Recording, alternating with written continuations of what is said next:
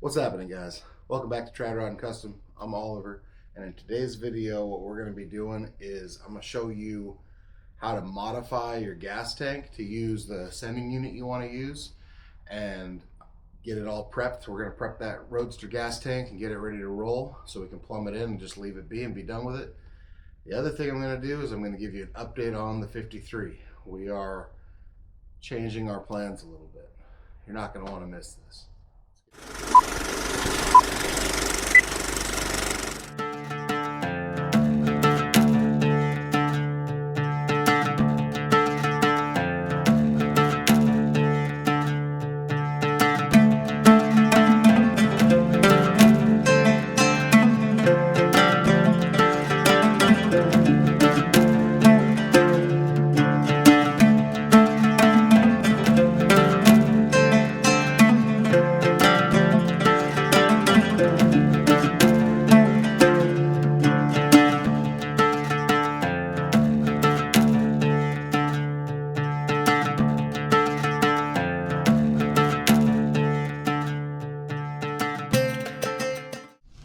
I'm going to take this bolt and this bolt loose. And once we take those two loose, the other side should pivot and this thing will drop right down. This tank actually looks to be in decent shape, other than this ugly goopy spot here, which looks like it's dripping some kind of nonsense out of it. Looks kind of nasty. Okay. Looks like a 9/16.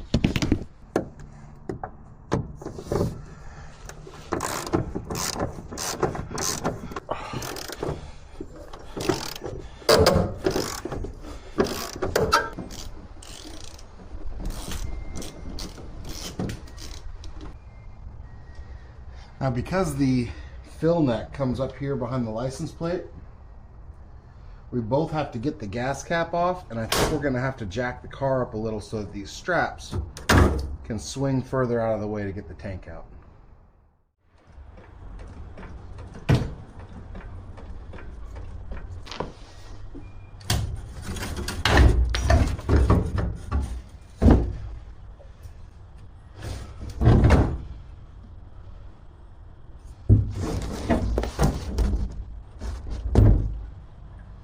Full of gas. Last thing you want to see. Here's what we're going to do. Since this tank is leaking, and since we have another tank that we're going to use off the 54 for the 53 build, what we're going to do is get all the nasty gas out of this thing, and we are going to surgically remove this section right here.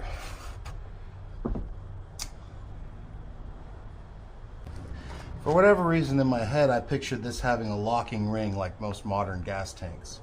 I don't know why. These earlier ones screw in. Now, it's entirely possible that we can unscrew this and use this as a pattern and just drill appropriate holes in our Model T gas tank that we're going to be using. Let's give it a try.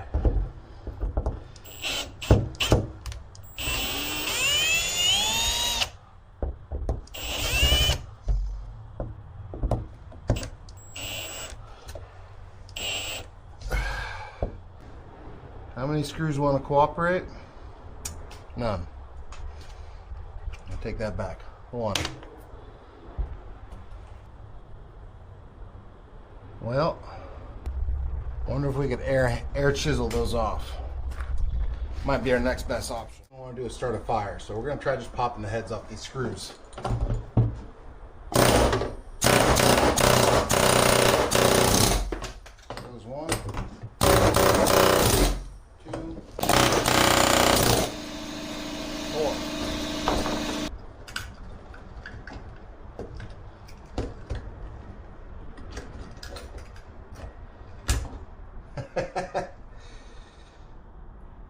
That sending unit is obviously in wonderful shape. No matter, because all we're going to use this for is a template. And it looks like all we really need to do is punch out a hole that size to the center and drill and tap a few holes for the thing to screw down to. I'll show you what I mean. This is our gas tank. So what we're trying to do is get our, now this came off that 53 Ford, right?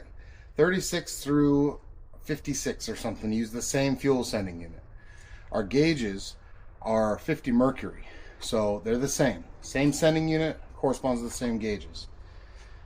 So this is the pattern that we need, and we're trying to get this to where we can attach it right here to the top of our tank. And we need to knock out a hole, and then we also just have to make it to where we can screw it down. This flange looks like it's flexible enough that I think we'll just be able to screw it down and we'll be fine. And then we'll get the option that they sell of this with the adjustable rod. It's real long and you cut it to length, and that way we can make the float go all the way to the bottom of the tank and not have to worry about it, you know, only registering gasoline when you have half a tank or something. It should work just like it was made to. So I guess the next step is picking our spot here, drilling and then knocking out a hole, and we should mark and drill these little holes around the edge to screw it down. And I think we're done. Like that's as simple as it is. That's making your gas tank, any gas tank, work with your gauges, especially when you're using older gauges. Now on some of these gauges, because it's a 12 volt conversion, we are going to have to use voltage reducers. Don't believe the fuel gauge is one of them, but I'll double check that, and it's going to be written like right here so you guys have the answer.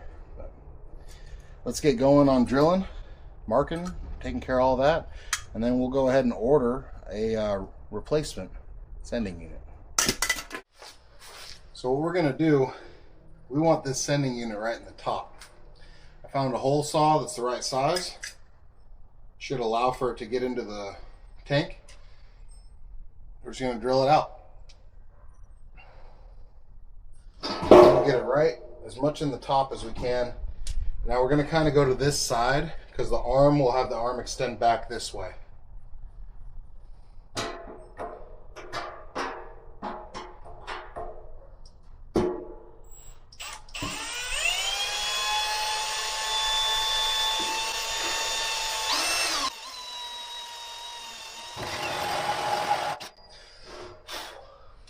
And get a little cutting oil. Drill slow when using a hole saw and use cutting oil.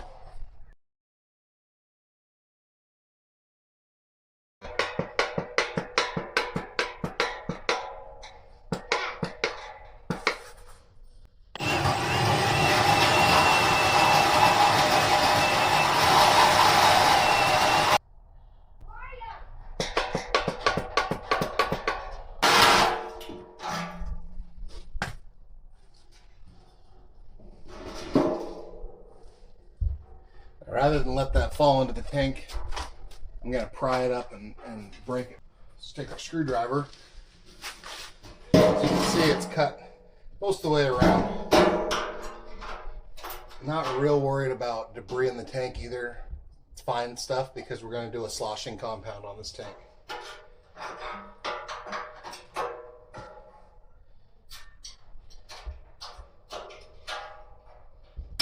See how close we are. Just like that. I think that's going to work.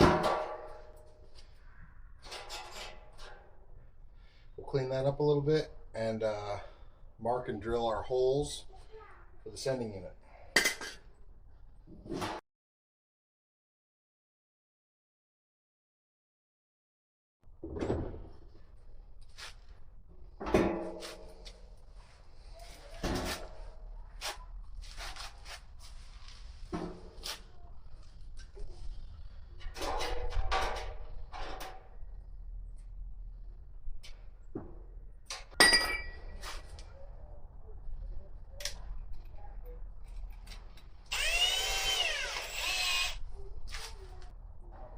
I decided to use self-tappers just for the initial holes, just to get them all kind of laid out. Might go to something a little more beefy in a minute.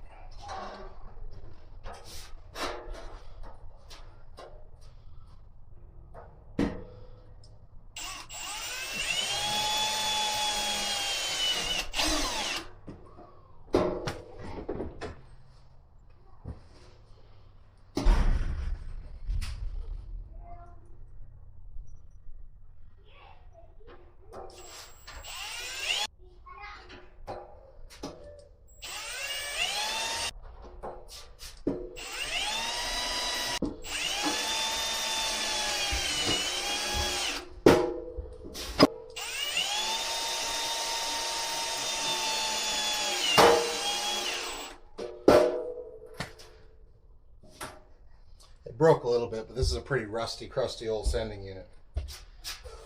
That's the idea.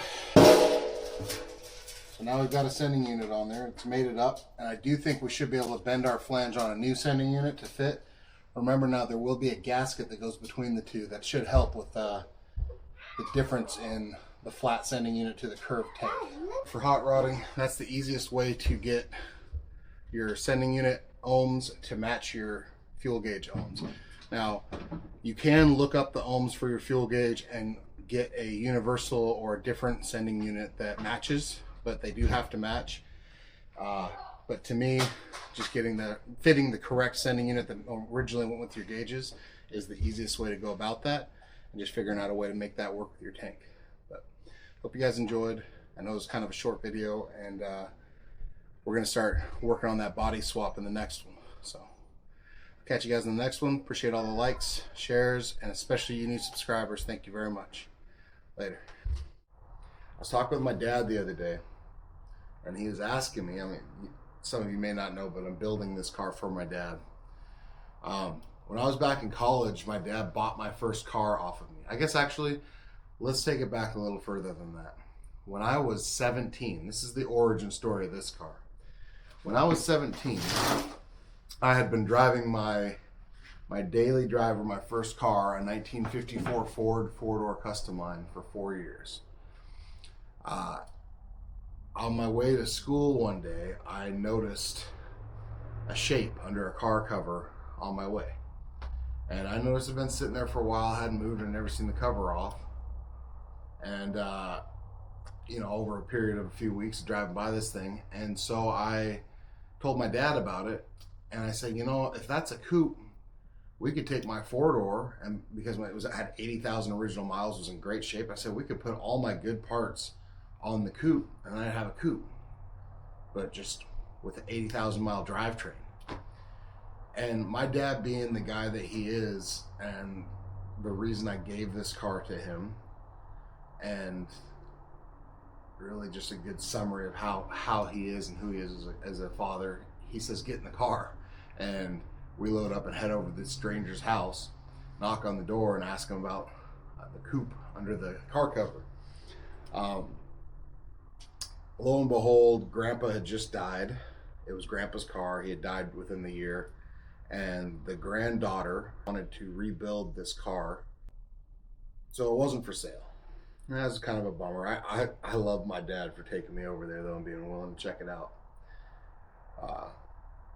Because he would have undoubtedly been the one footing the bill, because I was 17 and broke. And I could just tell that he was fired up to be part of the whole thing, 10 years goes by. After 10 years, in that 10 years, I noticed that car had been wrapped in a blue tarp, and it just didn't move. And so after 10 years, I stopped in there again, just out of curiosity. I said, hey, you guys want to sell that car? And, I talked to you about 10 years ago, and they said, that's so weird you stopped by, because we were just talking about it for the first time in years in the last couple weeks.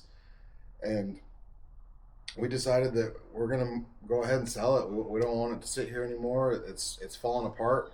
We got to warn you, though, it's really rusty. And I went out and looked at it, and yeah, it just, you can't put a plastic tarp over a car and just leave it. You got to air it out in the dry season. So they had just left it, and that moisture, all the rain and everything, we're in Oregon, all the rain hits that ground, gets underneath it, and radiates up. So you have this plastic bubble full of moisture that was just cancering the car out. I offered them scrap value at the time, which was $300. I said, I don't want to see it get scrapped, but that's where it's headed. It's just rough. I said, there's just not a lot of redeeming qualities here. There are holes through the floor, rockers are toast. The above the drip rail around the roof had holes all the way around it. But I just didn't want to see it get crushed. I'm a little sentimental that way. So I paid him $300 for it, brought it home, and then didn't know what I wanted to do with it. So I was thinking about it, and I finally said, you know what? Let's give him that 53, and we could build it for him. And it won't be quite the same, but we can customize it, make it cool, make it a hot rod, and, save the car, give something cool to Dad. So I gave the car to Dad for Christmas. My brother and I did. My brother chipped in some on the engine and on some other parts. Um, we gave it to him for Christmas 3 years ago, and that kind of brings us back to where we're at now. I've been working on the car to give to Dad, basically. It's already been given to him, but building it for him. So Dad and I are talking, though, and when I was in college, Dad bought my 54 Ford, my first car. He didn't want to see me have to sell it, just sell it off and lose it, because it's my first car and I was sentimental about it. But I was in a bind. I needed reliable transportation. I was not going to school close enough to be driving a 54 Ford all the time anymore. So he bought it, and it has sat in his shop ever since. That's about 14 years it's been sitting in that shop without being run. And that's not since college. It's been run since college, but it's been sitting about 12 years. So Dad's asking me, he says, what do you want to do with that four-door? And I said, Dad, I don't know. Because Dad told me that when he passes, he wants me to have this 53. And I say, that changes things for me a little bit, because I don't need a 53 coupe and a 54 four-door. So he and I came up with the determination that why don't we do what we planned on doing back when I was 17? We're going to body swap it. We're going to take this 53 body and put it on the 54 chassis and just take the best parts of both cars. That 54 Ford, it's in primer, the roof's in bare metal, the motor has some issues. It's rough. In its condition, in our market, it's probably worth $800, maybe $1,000, maybe. We can get probably $1,500, $2,000 worth of parts off the thing, and still sell it for $500 as a parts car. So we decided let's do it. Let's finish the dream, So that's what we're gonna do. The 54 Ford already has the front cross member for the Y block. That car has an overdrive that works, so that's a huge upgrade. That overdrive is awesome. The motor, this 292, will bolt right up to that tranny. It'll bolt right up to those motor mounts. It's ready to go. It's an upgrade because in 54 they went to ball joints over kingpins, and it's a 1/2 inch longer wheelbase, but that's negligible. You won't even notice. The difference is in the front fenders, so the body mounts should all be the same. The bodies should be the same. It's just in the front fenders where they just, for whatever reason, stretched them a 1/2 inch in 54, probably because of the V8. I would imagine. The overhead valves came out in 54. 239 is what's in that car. I think I'm gonna pull and save the 239, and maybe we'll refresh it on the channel. I'm a little sentimental about it. It's my first car, and it's my first car's engine, and I have a gasket set for it, and I have like 6 Y blocks at this point, including an extra 239. So I feel like we'll just do a little garage rebuild on it and maybe stick it in the hot rod at some point. I don't know, but I don't want to trash my first car's engine. But what's cool is, with all these extra parts, it's already 12 volt converted, the 54 is, so we'll just swap that whole wiring harness right into this car. We're going to use the 54 Ford dash. It has a beautiful dash, engine turn panel in it, and it's just in great shape. It's one of the best features about that car in particular, is when we got it, that dash is just mint. Has the stock radio, has everything. We're going to rob the back seat out of it. We might rob the gas tank or just leave it in the frame and go that route. But yeah, that's what we're going to be doing. So in that video, when we start working on that, we are going to pull this front clip. We're going to pull this motor. We'll pull the motor and tranny, but the motor is just going to sit here on a pallet. And then we're going to loosen up all the body mounts and load this thing up on my trailer, take it over to the other property, and use the excavator to lift the body off. And then we'll do the same with the 54, but we're going to bring that chassis over here before we put the body on for me to install the 292 and just get everything kind of prepped. So it should be relatively seamless. We can even like undercoat the chassis. I mean, like it'll all be exposed. We can pressure wash it, clean it up. It's a lot more work than we were gonna do, but in the end, it'll make a lot cooler car. it's fulfilling that dream of when I was 17. It's almost 20 years ago, 18 years ago. So that's cool to me. I mean, like that's real cool, and I get to do it with my dad. And even though he's not real into working on this stuff, he's into it. He watches all the videos. He helps out when he can. He pays for as many parts as he can. He's into it. So that's the plan. We're gonna try to take this whole front clip off because we're reusing this front clip. And I think what we're gonna do is spray primer on it as is right now. Obviously not quite ready to where we were gonna do primer and then body color under here, but I need to get the sheet metal covered up because the clip's coming off. We already Frenched these headlights, and that's another thing. In 54, the headlight rings were cast, so you can't French those headlight rings in. These ones are unique. If I hadn't already Frenched these, we'd be using the 54 front fenders on this body, and that would be the coolest thing. But I would have to cut these rings off, and I don't know that I really want to do that. Been toying with it, but maybe if one of you out there has some 53 headlight rings you want to send my way, we could do that. We'll see. But anyway, I'm going to pull this front clip, do all of that, and it's going to be cool. It's going to make for an awesome video, and I hope you guys enjoy it.